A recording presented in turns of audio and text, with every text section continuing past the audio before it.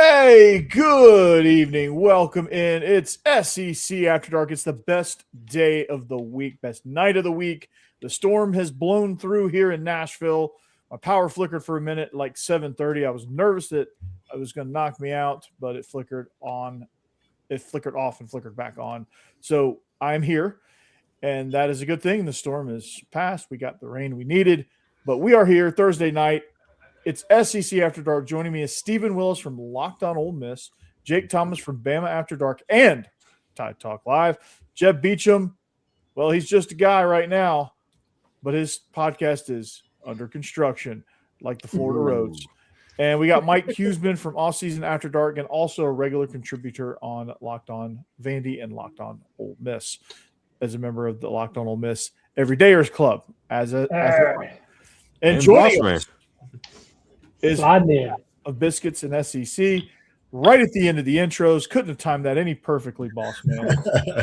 Right on time. I'm prompt, if nothing else. None other than the boss man himself. So got a lot to talk about, a lot centered around spring practice and all of that. And I got a hypothetical there about why spring games with this transfer portal isn't televised. But we're going to answer that right after this. It's lava time.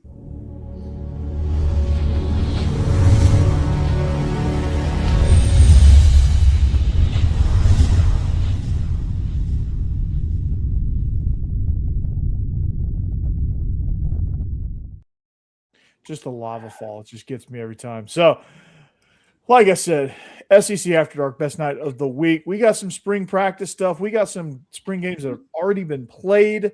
We got some more coming up on deck. And then, Steve, I think y'all are playing in June sometime. So that'll be cool. Yeah. But No spring game at Ole Miss. So, but they put on pads today. They actually practiced in pads. We got a Jonte Cook touchdown pass, according to Ole Miss social media, and it was awesome. Okay. So they're like doing like one-on-ones and stuff. Yeah, they're doing the OTAs and just kind of moving forward. And next week they're starting a mock game week. Where basically they're going to do all the practice and not the scrimmage on the weekend, just to make sure that the right people are doing the right things and all of that stuff. So that's what the next couple of weeks are going to be. And no practice access for anybody, even though that I'm going to be in Oxford. I'm not going to get to see any of it. Okay. Well, you'll get to hang out with the good people. Is that like a wink type deal, Steven, or is that legit? I was told today that they didn't have anything scheduled. So okay. Yeah. I see nothing. Wink. Yeah. Wink. Yeah. Yeah. Secret. But listen, the total amount that people have been able to see this spring at Ole Miss is about as much as an episode of Friends. That's about all the video that they've gotten this spring at this point. It's like 24 minutes. Okay. So it gives you a great idea of what Trinidad Chambliss is doing at UNLV, but it's going to be great. So the Arkansas people are very upset about their spring because if you're not in the collective, you have to pay to go to the spring game. $10 only. They're already not fired up about the team. They're very upset about that. We don't know if they have clocks in the stadium or not, though. So nobody will know if they're actually on time. We don't know. They love Hunter Yurachek. They loved the hire of Silverfield. Arkansas fans just had a great offseason. Man. A great 5 years. Yeah. But you know what? Complaining about being charged $10 when you're actively contributing to the NIL potentially that's kind of a weird look. That's kind of I want something for nothing type look. Yeah. It's weird because we're last in the SEC right now. We're trying not to be very long, but we need you to do this. And then it sounds like the Vatican, like the from South Park, or the teacher in Charlie Brown. Wah, wah, wah, wah, wah, wah, wah, wah, wah, wah. Jake, you may not know that reference, but I know Charlie Brown. You might be too young for that one. So you're like 22 years old, aren't you? Ain't Bossman younger than I am? I think so. Yeah. Okay. Sorry. Yeah, come on now. I don't get that reference. I turned 35 Tuesday. Never heard of Charlie Brown. Bossman's like, what is this? Y'all used to like actually have to get up to change the channel? Yeah. Man, that's what the youngest kid was for.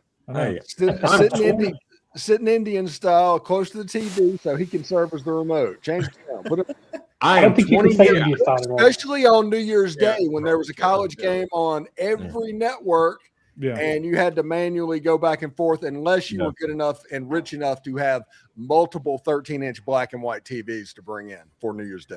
And a remote to go with it. Hey, I am 20 Remote, years. remote. What are you? What is this technology? I was the remote. Futuristic. Yeah. You must have been poor. I am 20 years from receiving my first AARP mail. So there we go. Oh. Jack. Jack. Jack. I've received AARP mail for 10 years. Hey, Well, yeah. When Wingert's born in 1930, I'm sure you have. 1883 Yeah. was a biopic. Yeah. Of Stephen Yeah. 1923 was a nostalgia Yeah. play for me. It was autobiographical. Yeah. He even supports Social Security, and he supported it when they first implemented it. Right, exactly. Yeah. He was on the council for Yeah. that. My social security number is 7. Man, there were 7 people in front of you in line. Yeah. You must have got. Did one of your crows die or one of your roosters die? Because Yeah, they remember wake there you was up? no alarm clocks back then. Yeah, they were called roosters. Right. Oh, off the Crow, I rails think early. crow. Yeah, Mhm. we Really? are definitely off the rails early. By so, the way, we do have some roosters in our neighborhood that just will randomly go off at 3 p.m. Yeah, I don't know why people say they crow. Yeah, in the it's like morning. their timing is all messed up. Yeah. It's that Florida weather. yeah, it is. By the way, to go NHL after dark for a second, the Mighty Ducks completely changed their colors, and I don't like it. Yeah, the orange. Yeah, I don't like Yeah. it. Yeah. I've not seen this. They're playing None of them- the Reds right now. None of them are Champa Bay, so Yeah, the Predators, I think, are just sacrificial lambs right now. They're playing in Smashville. Yeah. hey, is there a rivalry between Nashville and Utah? Not that I know of. There should be. It's like the Sabercats on one side and the Woolly Mammoth on the other. That would be a great natural It's rivalry. like extinct animals Yeah. rivalry. One city's the home of music, the other city doesn't allow music. I don't know. And their basketball team is the Jazz. Yeah. Mhm. The most ironic, Where the they most go. ironic team name. Yeah, that was what was that in basketball? Basketball, New Orleans, the Yeah. New Orleans Jazz moved where to they don't Utah where allow they don't music. allow music. Yeah. Yeah. The Lakers moved to LA where they don't have lakes. Yeah. Which NBA is supposed to get 2 expansion teams, apparently. I think the Sonics are coming back. I do too. I think Vegas is going to get a team. Hmm. I was hoping Nashville get one, but I think they're talking about moving Memphis to Nashville, yeah. the Grizzlies. I don't know if I could get behind that though. I just don't like the NBA really. So my question would be: is they had the big thing where LeBron came out and said nobody wants to go to Memphis? Yeah. Oh, yeah. That was the whole thing. Nobody wants to go there. So Skip Bayless, his whole shtick is going against everything LeBron. Does that mean that Skip Bayless would argue that every player wants to go to Memphis? That's a He good probably point. would if he's against Prince James. Yeah. Did you guys see Princess. those 2 little kids? Somebody interviewed these 2 like 8 to 10-year-olds after the LeBron stuff came out, and they were asking him like, what do you think about LeBron's comments about Memphis and that they should move the team to Nashville? And these kids have like Grizzlies shirts on. They're diehards, obviously. And this one kid, he just starts going in on LeBron. He's like, that unk just needs to retire. Like, we're sick of that guy. Like, the Grizzlies need to stay in Memphis. He just goes off, and these kids just go back and forth for like a minute, just trashing LeBron. It's hilarious. Well, my favorite TikTok right now is somebody was doing like a man on the street after the game, and it was after a Jets loss, and there was somebody who was obvious like 13 or 14 years old. And he's like, what do you think? And he's like, I'm obviously miserable right now. This is terrible. I hate this. This is terrible. I was born into this, so I'll never change, but this is basically my life. And it was the saddest yet funniest thing I've ever seen. Life as a Jets fan. Gotta love that. He's like, I was born into this. I didn't choose it. So defeatist. I love it. Sad. But by the way, I missed this comment from Rick. Wow, an outhouse. Wow. Never used one, but I've seen one. Doghouse, penthouse, and outhouse in the area. Anybody know that quote? I don't As think much he as did. Tommy Lee Jones, right? Yes, Tommy Lee Jones from the Fugitive. U.S. Marshals, I think. Oh, it's the fugitive. He goes, I want you to check every farmhouse, hen house, doghouse, penthouse, and outhouse in the area. He can't go far. I was going to guess Charlie Brown. It wasn't me. It was the one-armed man. I don't care. That's the best line. Just Tommy Lee Jones. I don't care. Did everybody use outhouse, or was it just like, did they have two, one for women, one for men? I think it was just a one fits all, probably. One hole. Rick? Boy, I feel sorry for some of them women. All are welcome. Yeah. All are welcome at church, and all are welcome at this one outhouse. Oh, Hey, It'll be the last one. Our weekly Taylor Sheridan show thing. Has anybody seen the Madison? Mm-mm. And watch Not that. yet. There was an outhouse involved there, and a random joke that happened as well. It was a really good show. It was different. Don't expect Yellowstone. Don't expect 1923, but it was good. Snuff film? Don't expect a snuff Yeah, film. it doesn't seem like it's a Separating by snuff gender film. here. Yeah. The Preds just gave up a goal. Ugh, gross. News Yeah. at 11. Yeah. And the sky is blue. Hmm. The Preds kind of Georgia is losing to Arkansas, Mm. and I think Florida is whooping up on East Georgia. Oh, there you go. You mean West Georgia? Yeah, well, it would be East Georgia because it's West Georgia. That's right. West Georgia. It's in Alabama. Yeah, I don't No, know it's- why no, I don't it's know in Georgia. why I have trouble with that. East Georgia, like if you made fun of a team for being East Georgia, that would be South Carolina. Yep. That's why I was like, wait, game. No, that doesn't sound right. Yeah. Yeah, and Actually, that Columbia's would far probably enough be away. like the Citadel. That's fair.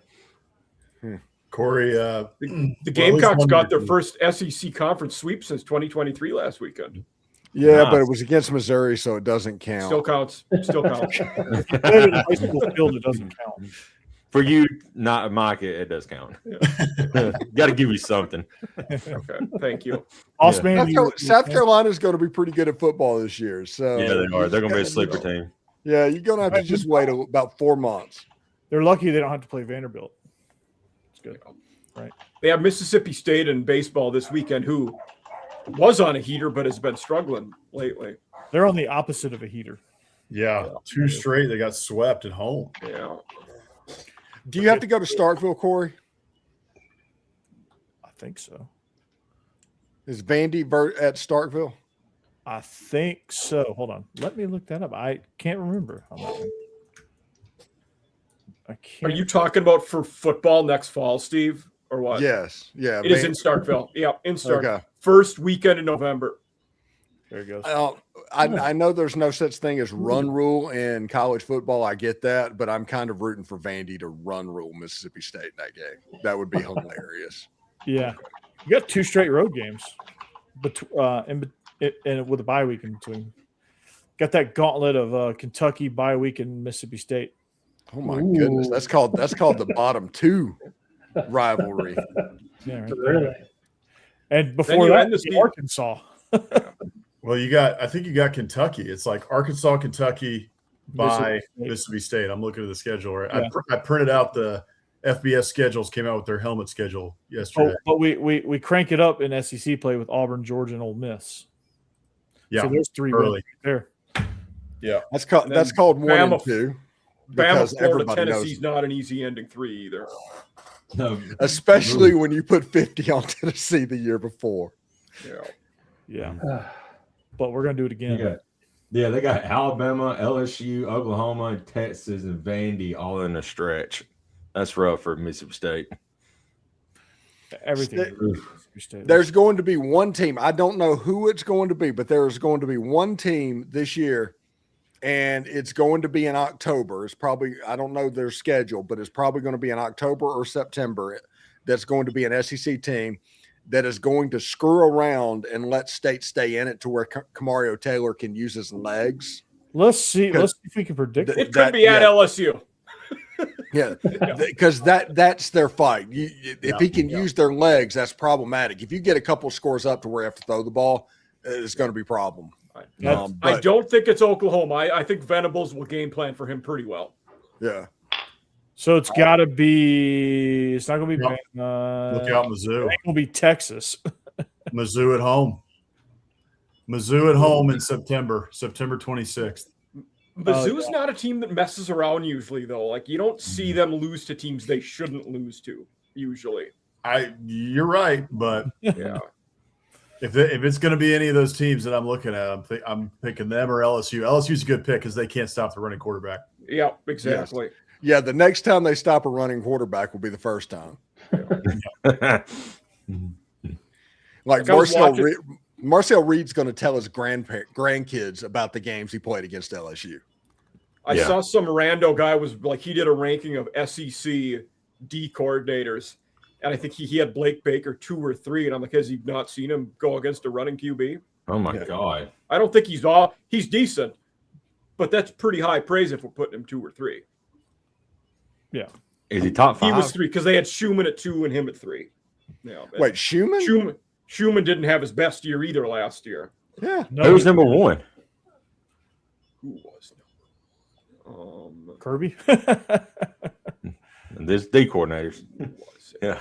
He kind of is. Kane Womack? No. It was probably Durkin. Had to be Jay Bateman. It actually might have been Venables. Like, they might have just had him. Yeah, they're that's guy. Yeah. Yeah. I mean, you look at defensive coordinators. I mean, Ole Miss is definitely Pete Golding. Mm-hmm. Oklahoma's obviously Venables. Yeah. Georgia Venables actually is. They don't even, they just have. Georgia should be obviously Kirby Smart, but it's not. But it really is, but it's not, if you catch my drift.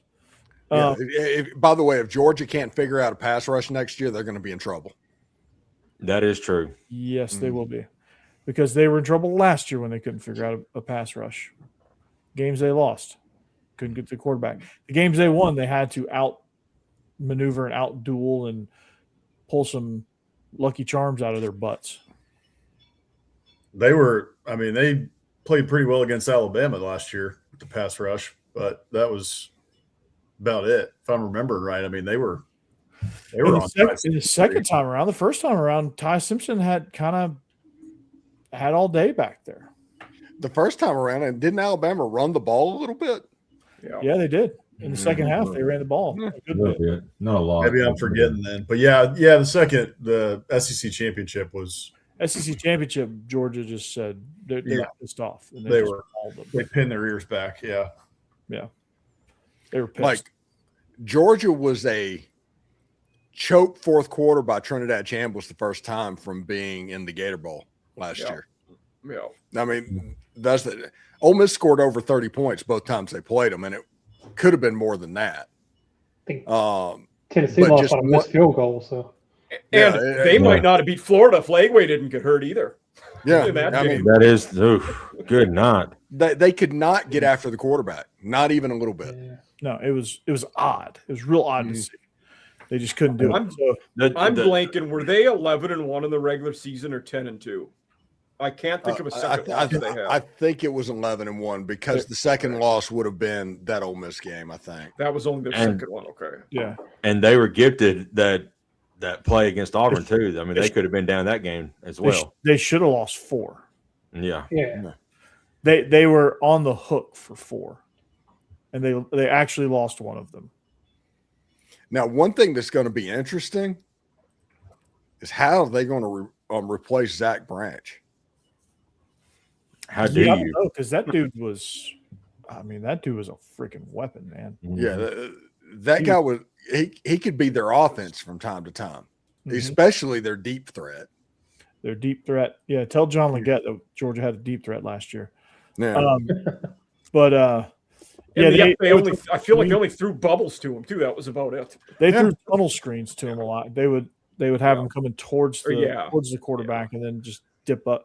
I mean, they did that a lot, and there was times where it was like was blown up, and he still got like 20 yards out of it. And you're like, what the hell? How did that happen? Like the secret that Ole Miss had against Georgia is having a running threat as a quarterback and a running back that is really good, and then having absolute jets outside. And if you're going to play soft, they're just going to throw 5-yard hitches, and you do that to you to death. And if you come up, they're going to throw it over the top of you. Either way, you're not going to be able to run down on the run game and the running quarterback. So many weapons that they had. And like I said, that fourth quarter is I can never get the receiver. yes. Yeah, Deshaun Stribling. Yeah, he's good. He was he's good. He might go in the first round. But I think they're projecting the second, maybe. Probably. You know what made him really good on those fade routes? He had late hands. Yeah. And he also just, my goodness, he's a guy that there's not many players at that level that just looks fast. I'm not talking about whether they're speed or not, but it was almost demoralizing watching that guy run against you because he looked like he was faster than everybody on the field. And he just all of a sudden, it's like he teleported too. It's like it was crazy. And then that, it just like that last play that set up the field goal in the Sugar Bowl. It's like he had him contained, and then just all of a sudden he's 15 yards behind the defense. You're like, what the? Man, that play right there was the culmination.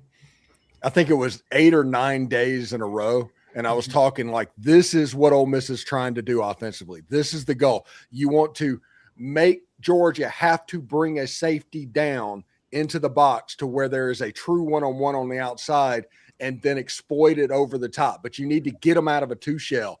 And that last play of the game, Georgia brought the safety down, got out of the two shell, and immediately Trinidad Chambliss found Deshaun Stribling. I was like, don't overthrow him. And then he had it. It was over. Trinidad didn't even scramble that much. He just kind of like shifted the pocket a little bit and just launched it.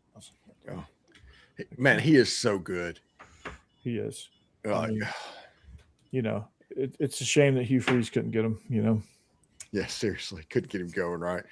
Because, Jackson Arnold, that prepared Georgia for Trinidad Chambliss. Jackson Arnold is basically the same thing. Yeah. I'm still in awe of that take. And Steve, I'll be honest with you, I didn't believe you when you said that. Yeah. Because I thought there was a little bit of hyperbole there, so I went and watched the clip, and I was like, "No, he's right. He said it." It's like, and Drake didn't know what to do with himself. He's like, "What?" Yeah. Some of the most disrespectful stuff I've ever heard. And I was like, okay. And then the week of the Sugar Bowl. Oh my goodness, that was bad. Just over the top. That was bad. That was bad. But so spring, boss man, questions. Y'all are going to be televised. Y'all might be the only one that we can actually watch. I think you guys are too. I think we're the only two that are streaming. Georgia, not Mandy. Georgia. Georgia and A&M. At least I think actually Brooks Austin tweeted this out, the film guy. Yeah. That A&M and Georgia were the only two that are going to have them streamed.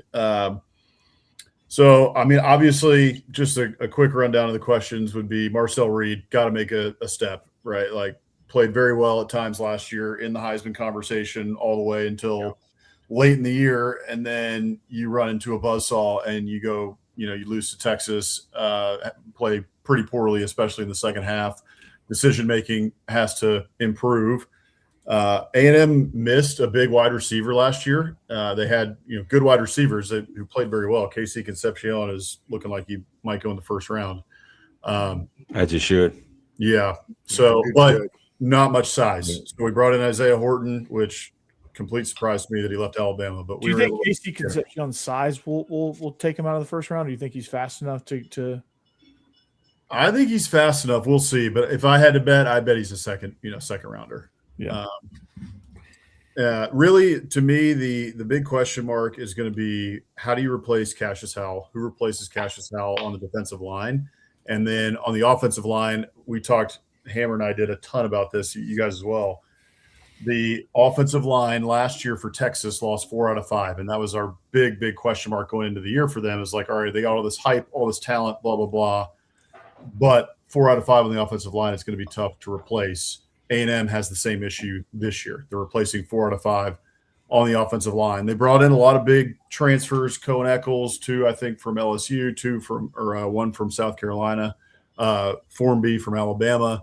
So there's some talent there. It has to mesh, and we'll see if it does. So to me, that's really the big question mark is the offensive line outside of Marcel Reed. Does he take that step? Yeah, that's going to be interesting to kind of see how all those pieces are put together, because A&M is probably one of the most intriguing deals because you have a lot of talent, but you have 2 brand new coordinators, which they kept it in house. They kept it in house with defense, right? No, they went to JMU. They went to JMU for defense. They kept it in house for offense. Right. So that's going to be interesting, but we'll see it all. We'll see it all in play on Saturday. Jake, Keelan Russell, it's got to be the guy, right? After his performance last Saturday at A-Day, it's you got to say that he's got to be number 1 at this point. I guess that's been one of the questions. Another offensive question is who's going to be the 3rd wide receiver now that Noah Rogers got hurt. Don't know his status. There's a lower body injury, so I don't think they really said much about that yet. But if he's going to be out long term, we need a 3rd guy to go behind Ryan Coleman Williams now and Brooks from last year who stepped up on the scene. We got a lot of good guys. Derek Meadows is a big wide receiver. And the offensive line has got to, we got to find some continuity there because we got 4 or 5 starters we're replacing as well. And then on the defensive side, it's off-ball linebacker. We lost 3 of them guys, Jefferson, Nakai Greenhill, and Deontay Lawson. So not a lot of guys played last year because those 3 guys were so good. So there's a lot of talent there. Just got to have some experience. And Luke Mess has come on this spring, looked really good. QB Reese is a really high IQ guy, so he can see the field a little bit. But Duke Johnson's had a really good spring. Adore Sanders come on late in the spring. So there's a lot of guys there to play and can fit. Just got to find the right guys to put out there on Saturday when the games start. Yeah, Tim Keenan's a tough guy to replace because they were a different D when he was in those early on when he was out last year. They weren't very good up front on defense. They turned very salty when he was playing. So he'll be a tough guy to replace. But we replaced him with Terrence Green, so hopefully that will kind of ease the pain a little bit of that. But it is hard to replace Tim Keenan for sure. Yeah. Jake. Run game. But our thing with that, mine and Stacey's thing with that is you're still trying to find an identity on the offensive line, and you're still trying to find who's the best fit at running back. And EJ Corwell did not play this spring because he's injured. He'll be ready for fall, but I mean he is a highly talented freshman that a lot of people was talking about. So I guarantee once fall comes, he's going to be out there on the field. You're probably going to see him play a lot on Saturday. So I'm not too concerned about the running attack. You see that this offense or this offensive team, the offensive coaches have made a commitment at running the football. They went and got the best blocking tight end in the portal in Josh Ford from Oklahoma State.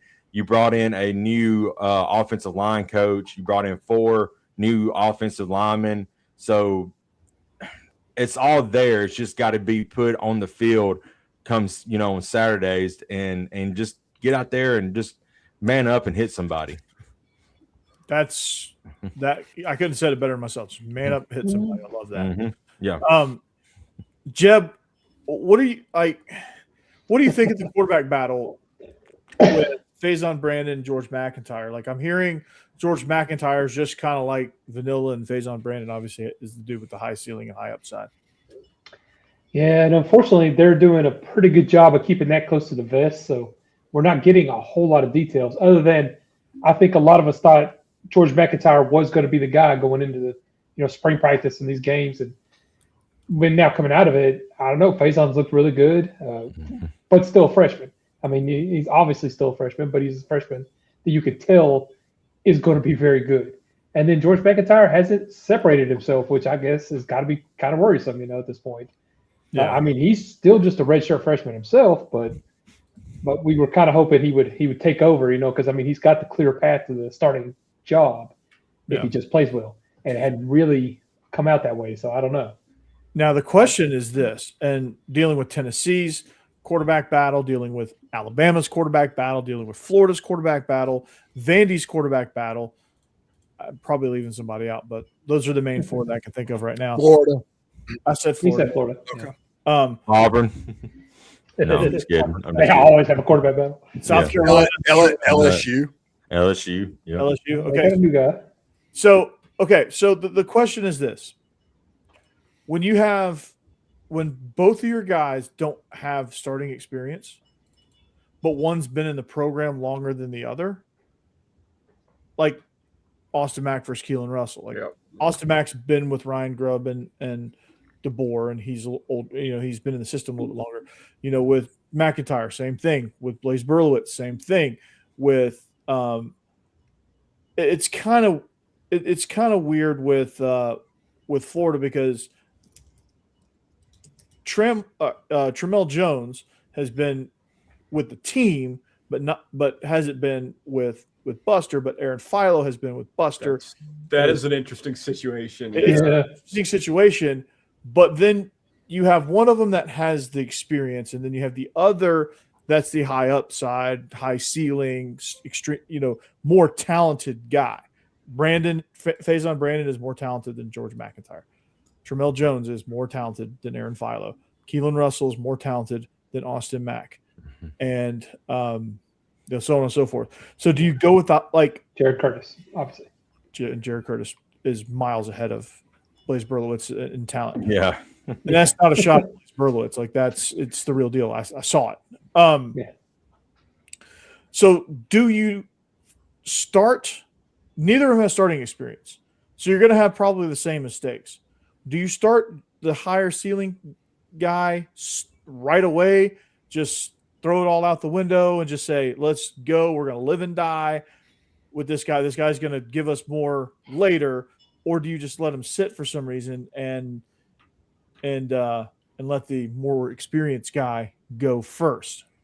I think higher floor is the first tiebreaker, because Keelan Russell, I'm not saying that he's doing this, but if he gets out there and he's a turnover machine and he's actually hurting your team, that's not good for the kid. There's no way he's going to hit the ceiling at that point, and he's not good enough for the team at that moment.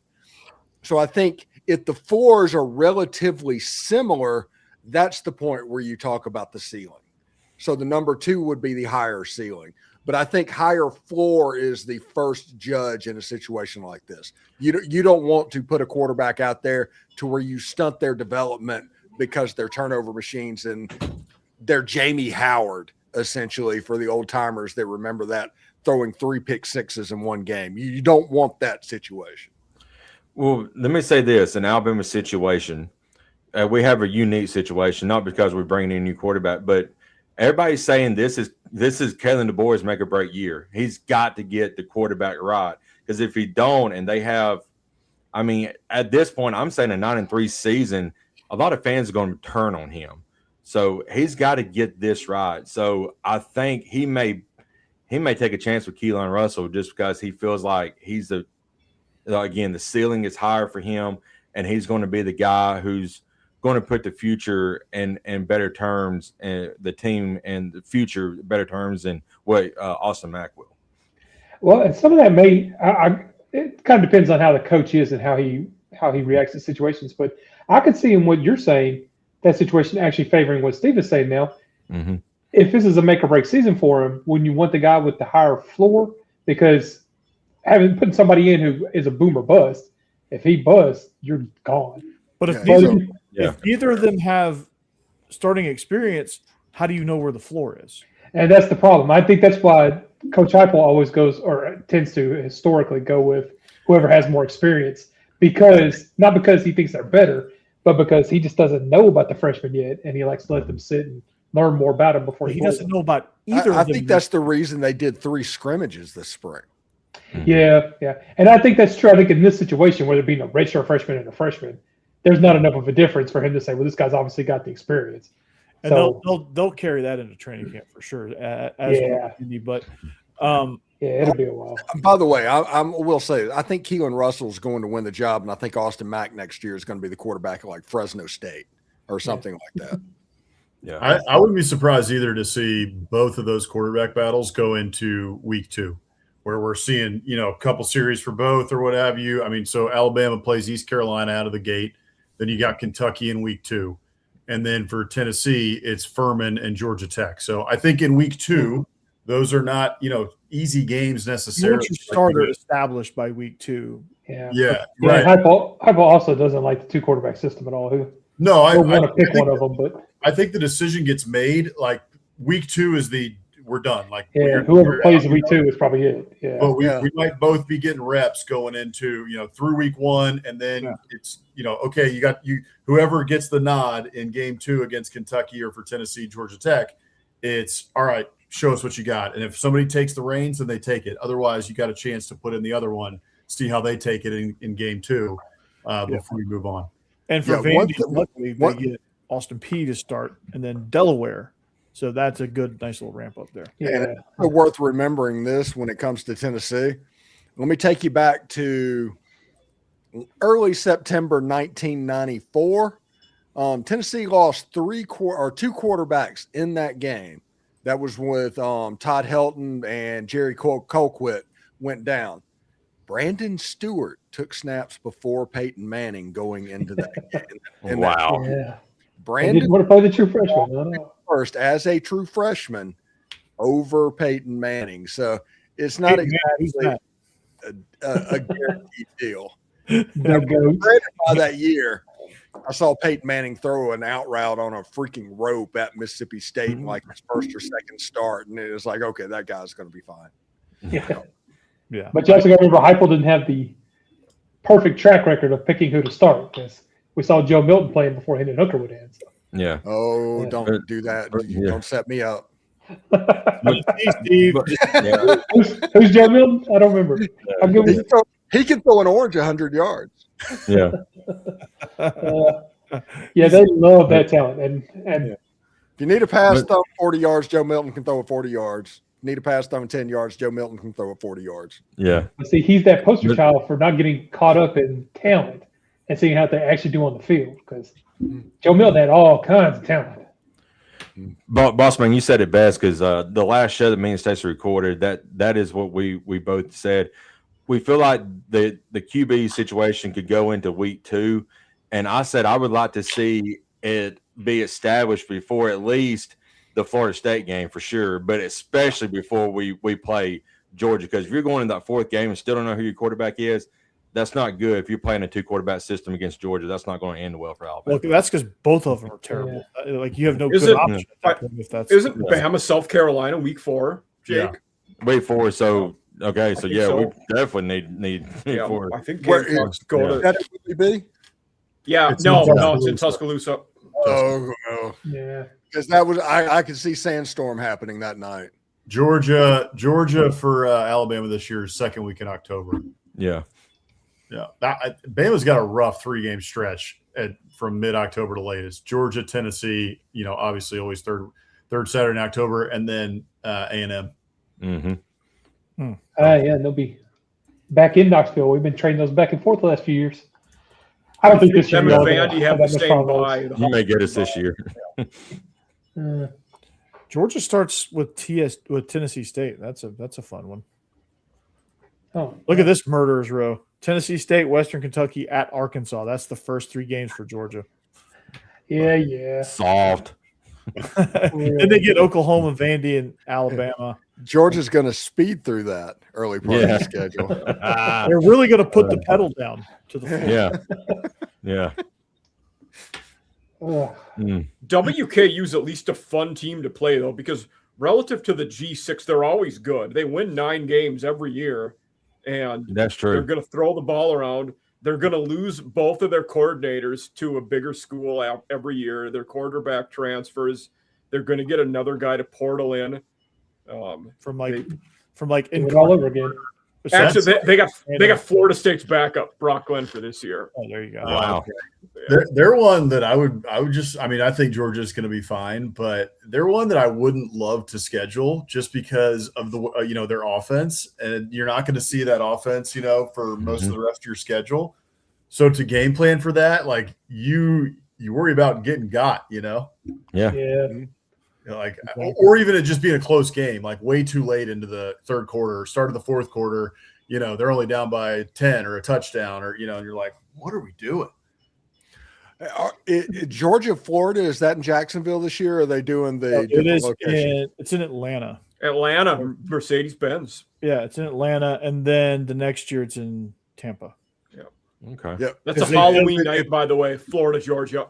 They just started By the way, stations on Jacksonville Stadium. The Jaguars are playing in Orlando. What? I didn't know that. okay. They're Yeah, playing in they're- Orlando, yeah, the Orlando Jaguars. yeah. That Still not was- going to go watch them. Yeah, it's right down the road. You might, gonna be- but I mean, the Bucks are just the same different distance the other Yeah. direction. I mean, What What county was is Orlando? Orange. Oh, yeah. There's not a Duval, good isn't chant it? there. There's not a good chant for Orange County. Yeah. There's no Boston, I didn't Duval. realize you guys play Arizona State this year. Duval. They changed the name of the stadium, but it was originally called the Citrus Bowl. I mean, come on. Okay. Oh, that's right. Last time we played them, that was I think the last time we played Arizona State was Kyle Allen and Christian Kirk, and Christian Kirk returned like 100-yard kickoff return for a touchdown, and we kicked the snot out of them in the opening game. I thought we were going to be great. We did. We pulled a Texas 8-4. Aw. Arizona State, there's been exactly one Arizona State team that I've rooted for, and that was Jake Jake Plummer. Yeah, back in the day. Yeah. Jake the Snake. Yeah. Those were the coolest uniforms. They were so simple, but the Sun Devil was cool.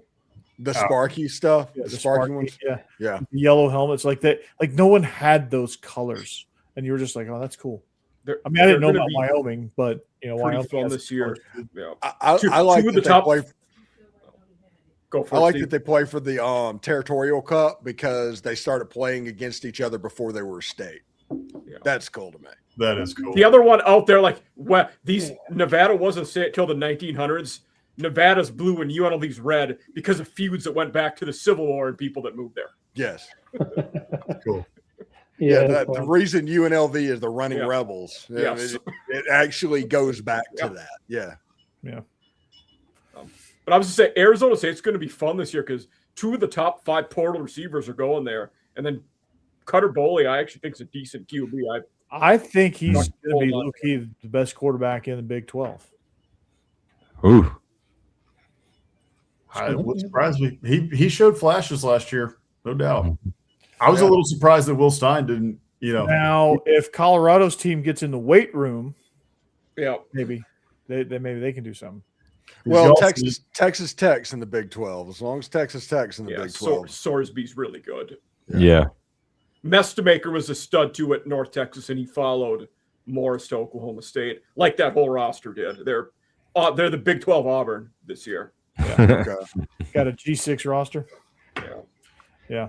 Though I like some of their guys in the Big 12 more than I do Auburn's guys in the SEC. You know what's fun though? I like that Vandy's playing Delaware. That's just a fun matchup for whatever reason. Because it's like the fighting Joe Flacco's. Mhm. Yeah. And it also looks like Dollar General, Michigan. Yeah. Michigan looks like Dollar General Delaware. Delaware's the first state, so they That's a get good point. first claim at that. That's a good point. They're the first state. Oh, look, we're in And Delaware. also, Steve, I can I'm confirm. in Delaware. Arizona is- Wayne's World, yes. What's that? I can confirm that Arizona is a state.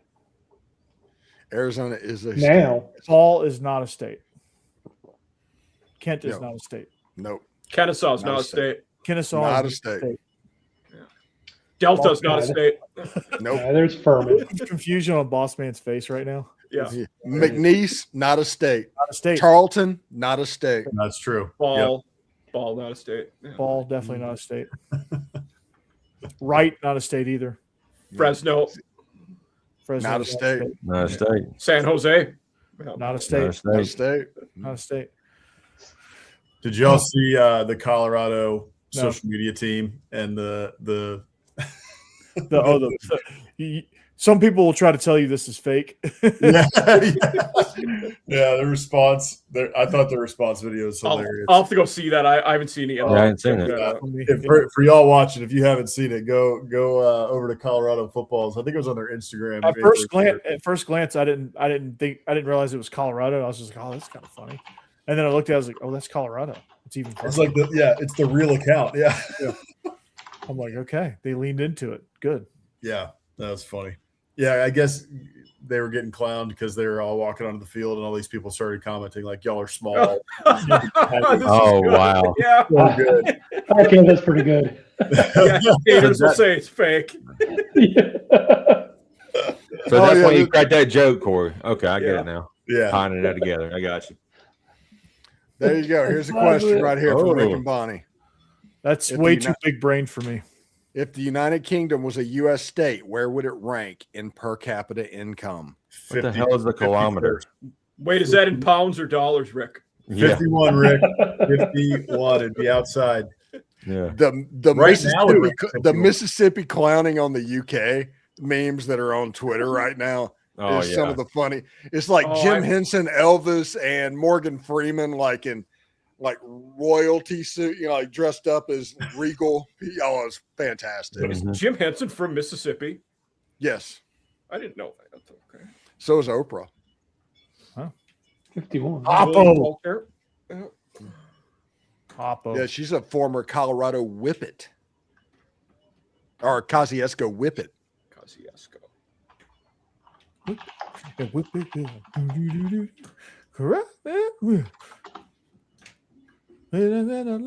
You must have.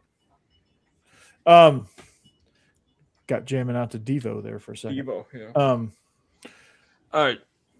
I don't know what you're fixing to go to, Corey, but before we get off here, I got to know what Tony V's about because I saw you say. Oh, yeah, a little bench clearing kerfuffle Yeah, I didn't see in this. Cincinnati.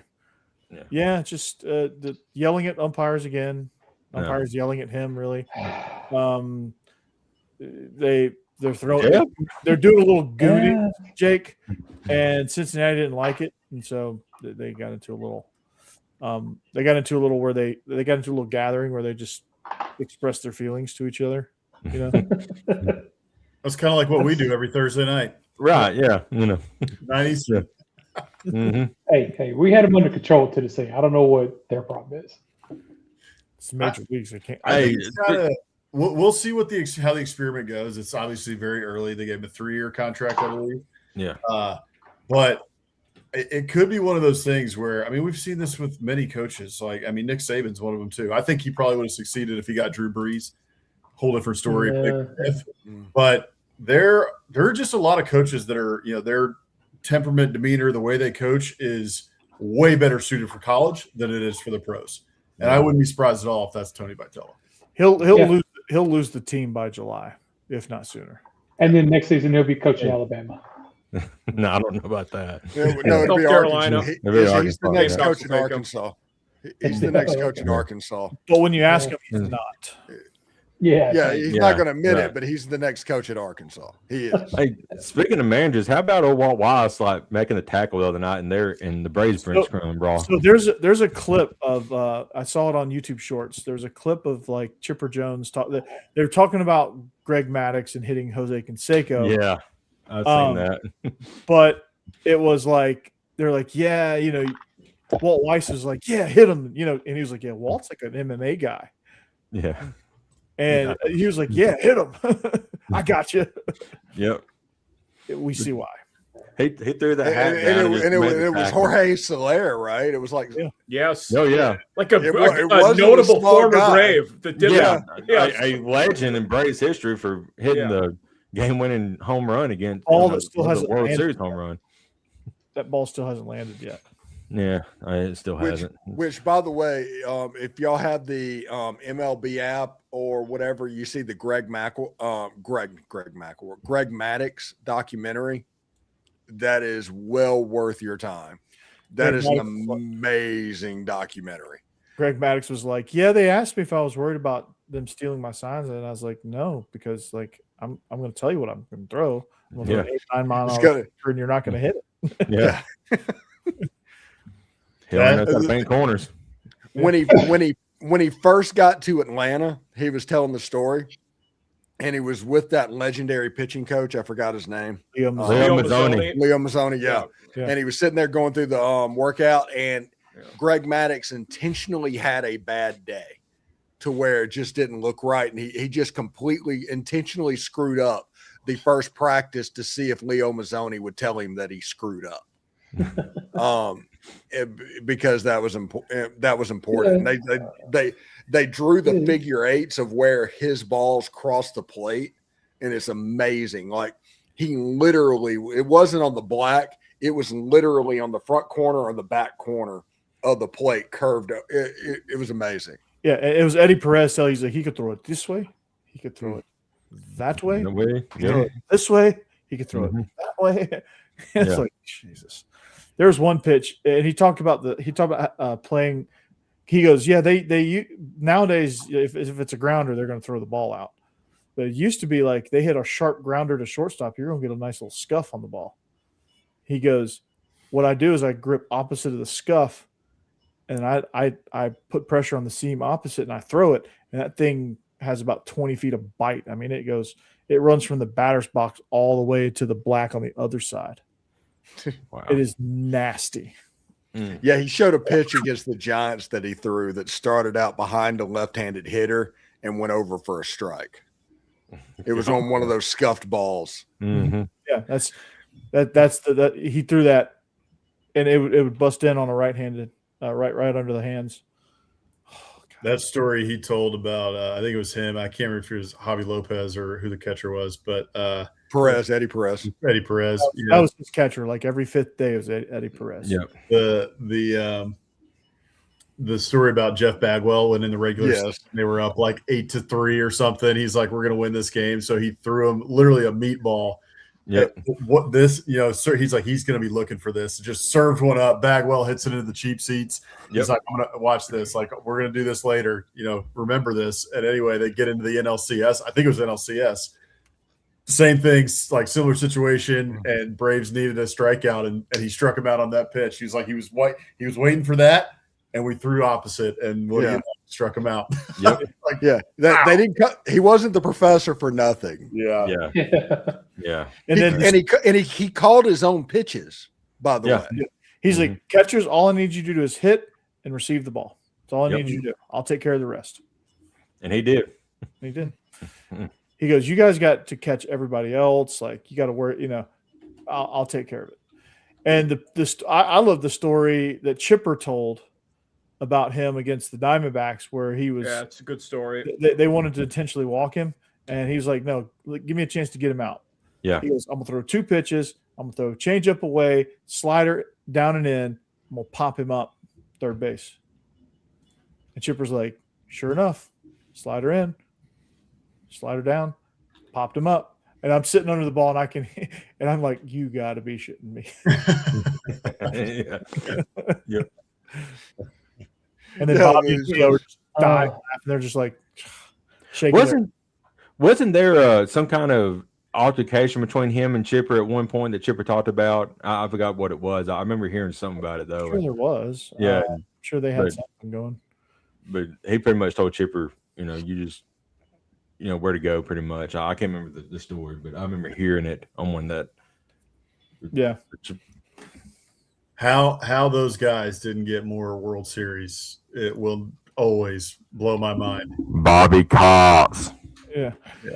Kent Herbeck can kiss my ass. No, he was off the base. Did they get Joe Carter? Was that one? That was that was the Phillies. That was the Phillies. Okay. Well, they did lose to the Blue Jays, but it wasn't the home run Joe Carter won. Okay. Yeah. Joe Carter did hit home runs, but it wasn't as dramatic. Yeah. Mm-hmm. The John Smoltz throwing a complete game, 1-run, like 3-hitter and losing. I know. Crazy. Because Jack Morris went 10. Jack Morris. Yeah. Oh, that's right. The Twins. That's right. Lonnie Smith 91 picked off. Yeah. 93, obviously losing the NLCS. 95, you win it. 96, you're up. I think you're up. No, you come back to Atlanta 1-1. You're up in game 5 to take command of the series, and they come back from 6 runs down. I was at that game actually. They come back from 6 runs down. Jimmy Leyritz. 97, you lose to the Marlins. Yep. 98. Geez, yeah, God, they were down. They were up 6-0 and lost 8-6 that game. Jesus. Yeah. 98. 98 was the Yankees, right? 98 was Padres, Yankees, and 99 was Braves. They got swept, and that was the last of it until 2021. Until 2021, yeah. Yeah. How must this feel if you're an Indians fan? Oh. You're the one that just let it. Oh, okay. They got glavened. Yeah. That Indian team won 100 games that year. They were really good. But Yeah, that roster, that was the one with like Kenny Lofton and Jim Tomey and all those dudes. Albert Bell, Manny Ramirez. It's like they had no business. Look, my goodness. They had the best defensive shortstop in the league, Omar Vizquel. Yeah. Carlos Baerga at second, who was a power hitting second baseman. Billy Ripken, younger brother of Cal, was a utility player on that team. Sandy Alomar Jr. Sandy was the catcher. Yeah. It was disgusting. How bad must their pitching staff have been? Their bullpen sucked. Yeah. I think that was their weak. God. You just look at that lineup. But then the Braves lineup, like they had the 4 aces. You had Javi Lopez behind the plate. You had Crime Dog at first. Marquise Grissom center. Recipient of back-to-back national AAU championships. I don't think that hat has touched his head yet. God. Harry Pendleton was an MVP once upon a time. It's one of the most quotable commercials ever of all time. That became a Sports Center line too, Tommy Mansky. Yeah, because on ESPN back in the 80s, like wherever Crime Dog was before Atlanta, I think that was Toronto or something like that. No, I think was it Detroit? It might have been Detroit, maybe. But it was during that time frame that they were doing the back-to-back AAU national championships. Tommy Mansky's was San Diego. Yeah, San Diego. And also the Blue Jays. I think he got drafted by the Blue Jays. He did. He did. Good call. Yeah, Tommy Mansky. And I think Kenny Mayne was the one who referenced that all the time. Yeah, it was one of those things that was that commercial, like every show that you watched on ESPN. And I mean, it can be Denise Austin doing, jazzercise or whatever she was doing. There would be the Tom Amansky instructional hitting video. He must have had more money than he knew what to do with, or he was getting a deal because he was on literally everything. I think every kid in America put a trash can at home plate and got to the center field fence and tried to throw it in the trash can. That was the end of the commercial. And you had Fred McGriff. I forget what he said, but the hat still hasn't touched his head yet. Floating. It looked like it was just floating above his head. Awesome. Hey, by the way, just bring this back. UK would be 51. I was right. Yeah. Yep. Good job. The Oxford Mississippi versus Oxford England is well worth your time. Look it up on social media.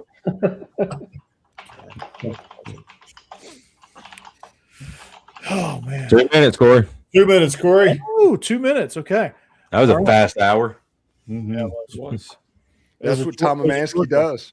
It was a Georgia hour. So like a New York minute. Georgia hour. Which is 7 seconds. Yeah. In a New York minute, everything can change. All right. We are SEC After Dark. Thank you for joining us. Thank you for wherever you come from, wherever you joined us from. Thank you. Even if you join us from the UK trying to be the 51st state, we thank you as well. For Stephen Willis, Locked On Ole Miss, I think he's on the cusp of 20,000. So if you want to go subscribe to Locked On Ole Miss if you aren't already. Go About do 400 so. to go. About 400 to go. So Jake, Nice. make sure you make 400 fake accounts and just go subscribe. Yeah, sure. And that's Jake Thomas, your double shot of Alabama After Dark Tide Talk Live. Join Stacy Blackwood on Tide Talk Live to give you all the Bama coverage out there. Boss Man is one half of the Biscuits in the SEC. Hammer is the other. They do a tremendous show. Mike Huseman, they called him in from the bullpen last night. It was a great show.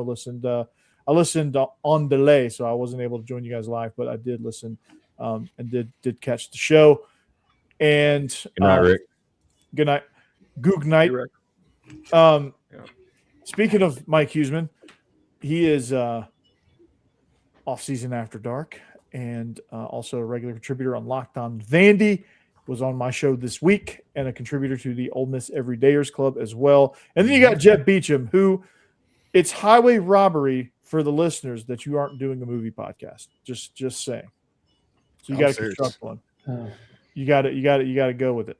You got to Summer rental. It has to be the first episode. Yeah. I want to know more about. I want to know more about Porky's, Jeb. Come on. And you're wearing Weekend at Bernie's. Weekend at Bernie's. That's yeah. Dolph Lundgren, Masters of the Universe. That was such a fun movie when I was young. Hey, I didn't know for years that Frank Langella was Skeletor. Yeah. Top Gun 3 greenlit today. Oh, nice. Oh, wow. Oh, also, speaking of movies that are greenlit, that are series, Fokker-in-Law I saw that. is going to be a thing. Yeah, Fokker-in-Law. Ariana Grande. And it was announced today that Spaceballs 2 will not be the search for more money. It's called Spaceballs 2, the new one. Yeah. Coming out Mel 2027. Brooks will be 100 when it comes out. Yeah. Yeah. He kind of looks it now, but Yeah. they'll put makeup on him. He'll be fine. Yeah, it's all good. Jeb, He's looked 100 for about 40 years. Yeah. Seemingly. It seemed like Willie Nelson. Yeah, exactly. Yeah. he ages really fast and then just doesn't age after that. Jeb, you know the assignment. Get it done. And I'm Corey Burton, Locked On Vandy. I am 20 away from 1,400. So Nice. Congratulations. All right. 20 away. Well, my Actually, boy's no, 19. doing work. Actually, no, I'm 19. I got 381. So that's continuing to grow as well. You can find my written work on Vandy 247. So make sure you check me out there as well. But for all of us here at SEC After Dark, we thank you for joining us. Make sure you tune in next week. We will no doubtedly be off the rails yet again, and that's just what we do. And that's our brand. And if you don't like it, I got 2 words for you. I got 2 words. We know where that's going. I was going to say in stream. What are you guys talking about? Until next time. Peace. Roll Tide. Gig 'em. Hotty toddy. Go Dogs. Go Vols. Down. Spurs up. In stream.